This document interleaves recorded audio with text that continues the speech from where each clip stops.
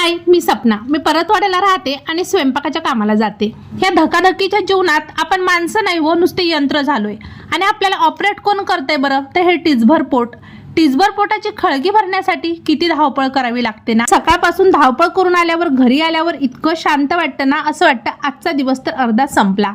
कष्ट करून मिळवलेल्या पैशाचं समाधान आणि आनंद काही वेगळाच असतो. आज मी सकाळी नाश्त्याला भगर केली होती. मी बटाट्याचे साल अजिबात काढून घेत नाही भाजी किंवा उसळ किंवा काही पण बनवताना, पण जेव्हा मी कामावर जाते ना तेव्हा बटाट्याचे साल सगळ्यात अगोदर काढून घेते.